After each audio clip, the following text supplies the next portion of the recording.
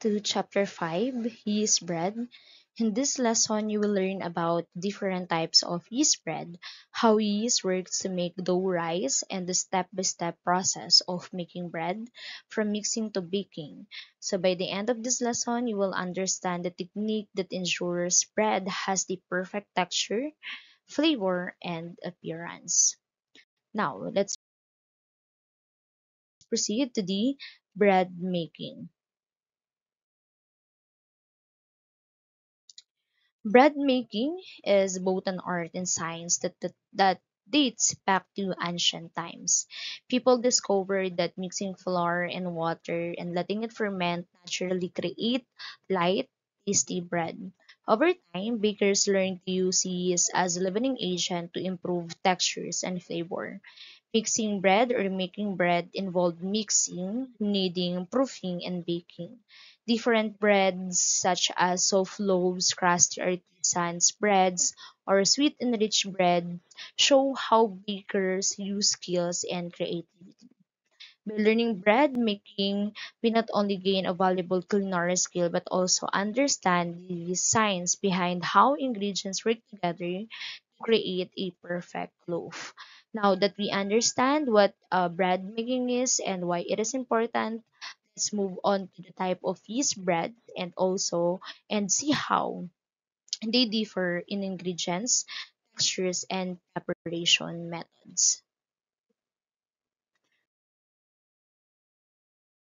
So yeast is a living microorganism that is used in baking to make dough rise.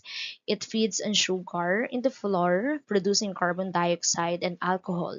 The carbon dioxide form bubbles in the dough, which make it expand and become light and airy, while the alcohol evaporated during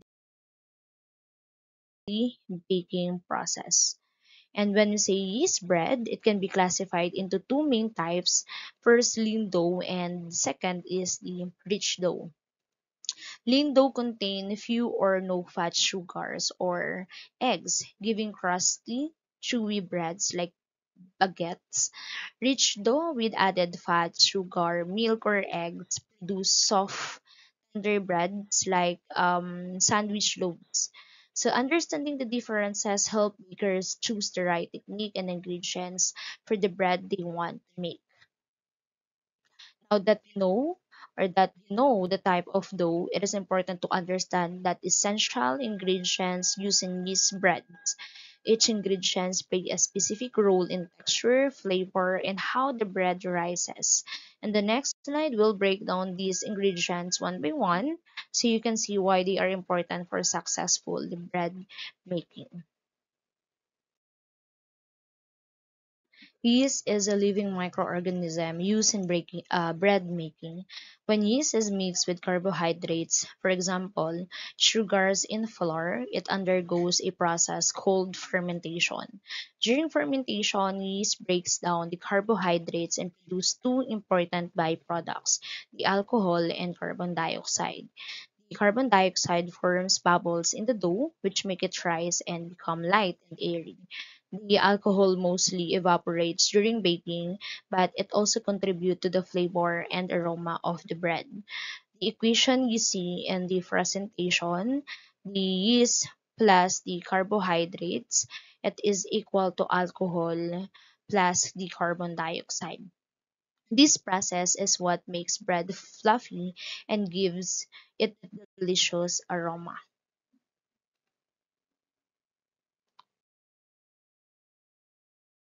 Now, salt is an essential ingredient in yeast bread for several reasons. It enhances flavor, making the bread taste more balanced and enjoyable. It also strengthens the gluten structures in the dough, which helps the bread maintain its shapes and textures. Additionally, salt controls yeast activity. So, too much yeast can cause the dough to rise too quickly, creating large holes or uneven textures. Salts slow down yeast fermentation slightly, allowing the dough to rise at a controlled rate, producing a consistent, well textured loaf. Salt may seem simple, but it plays a very important role in flavor, texture, and dough handling. Proceed to the type of yeast. First, the compressed yeast, it also known as fresh yeast, is sold in small blocks or cake and has a soft, crumbly textures. Being a living organism, it requires refrigeration and has a short shelf life. It activates quickly in dough, producing consistent fermentation, strong rise, and good flavor. This type of yeast is commonly used in professional bakeries for large-scale bread productions. When touching about fresh yeast, is it important to emphasize proper handling and storage to maintain its effectiveness. Is active dry yeast. It is dried into granules to extend its shelf life and must be dissolved in warm water before used to wake up the yeast. It ferments at a moderate speed and when stirred properly in a cool, dry place has a long shelf life. It is commonly used in home baking for bread, rolls, and pizza dough. Third is the instant yeast, it also called rapid dry yeast. It is a finer and more concentrated type of dry yeast.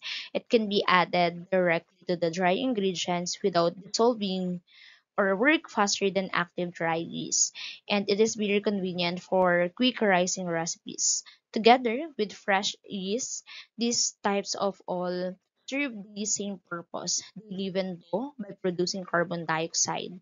The choice of yeast depends on the desired convenience, baking time, and flavor preferences. Now let's proceed to the production of the yeast. For the production stage for yeast breads, the production of yeast bread can be divided into 10 stages. So we have your scaling the ingredients, mixing and kneading the dough, fermenting, punching down the dough, portioning, rounding, and make up or shaping the portions of the dough, proofing the products, baking the products, and lastly, cooling and storing the finished product. Now, let's expand the definition of stage one, which is the scaling ingredients. So this is the first step where you measures each ingredients accurately according to the recipe. Proper scaling ensures the dough has the right balance of flour, water, yeast, sugar, fat, and salt, which it can affect the bread texture, flavor, and then the rice. For the stage two, mixing and kneading the dough, it is the process of combining ingredients to form a uniform dough. So during mixing, gluten develops, giving the dough elasticity and structure, which is essential for trapping gas and allowing the bread to rise properly. Mixing also ensures that the yeast, sugar, and salt are evenly distributed throughout the dough. Common mixing methods we have here straight dough method, which is all ingredients are combined and mixed at once. Dough is needed, allowed to rise, shape, proof, and bake. Simple and widely used for most bread. The sponge method, yeast, water, and part of the flour are mixed first to form a sponge. The sponge ferments for a few hours, then the remaining ingredients are added to form the final dough. So produces bread with better flavor, textures, and volume. Then the old dough method or chef method or Polish. It is a portion of dough from a previous batch. It is saved and added to a new batch. It improves flavor and shelf life and it enhances dough fermentation.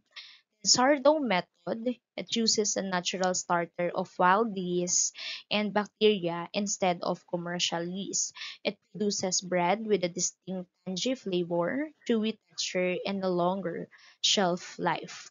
Mixing is more than just combining ingredients. It is when the foundation of the bread is built, so different mixing methods affect the bread's flavor, textures, and the rise. So let's proceed to the procedures for kneading the dough by hand. So kneading the dough by hand, it is an important step in bread making because it develops the gluten, which give the dough elasticity and structure. To knead, place the mixed dough on a lightly floured surface and use the heel of your hand to push it away. Fold it back and rotate it repeatedly. Continue, continue this rhythmic motion until the dough becomes smooth, elastic, and slightly tacky. So to check if the gluten is properly developed, perform the window pane test by stretching a small pieces of dough between your fingers. If it stretches into thin, translucent sheet without tearing, the dough is ready for fermentation. If it stirs easily, knead a little longer and retest, and proper kneading ensure that the bread will rise evenly and have a softy, airy textures.